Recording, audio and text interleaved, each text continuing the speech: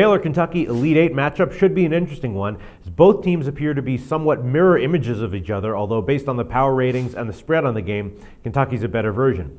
But both teams are supremely athletic, and in fact, Baylor was seen coming into the tournament as having athleticism rivaled only by Kentucky and North Carolina. Baylor's front line can match up with Kentucky, one of the few that can, and their guard play is top-notch as well. Baylor might have come into the tournament a little bit underrated as a result of underachieving during the regular season, but the serious mental lapses that we did see at times during the regular season haven't shown up yet in the tournament, and now they've earned a shot to take on the top-ranked team in the nation in Kentucky.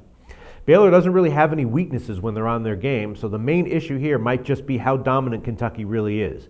The only possible negative for Kentucky that's been discussed a bit is whether or not the Indiana game, quote-unquote, took a lot out of them, which is possible, but also really kind of stretching it. Kentucky has world-class talent and depth and a day of rest as well, so I personally don't see that as much of a factor. From a spread perspective, both teams are 2-1 against the spread in the tournament, and both have played relatively close to their spreads. In this game, though, Baylor's a 7.5-point underdog, and I'd probably lean towards Baylor. Kentucky hit an amazing 35 out of 37 free throws in the Indiana game, and they still won that one by only 12, covering the 10-point spread. Now, that could happen again, of course, and a dominant win and cover by Kentucky would not be a surprise at all. But considering how much Baylor can match up with Kentucky athletically, I'd say a cover of such a relatively generous spread is probably a bit more likely than not.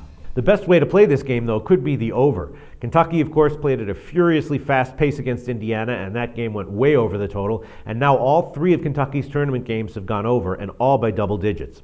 Baylor is also very amenable to high-scoring games, and 2 out of their 3 tournament games have gone over, as well as 5 of their 6 postseason games overall. So even though the total is in the upper 140s, it's high but not stratospheric, and if the pace of this game does somewhat resemble the pace of the Indiana game, which it easily could, the game should go over. So those are my personal leans on these lines: Baylor plus 7.5 and over 147.5, and it should be a great game to watch. For SBR Forum Videos, I'm Peter Loshak.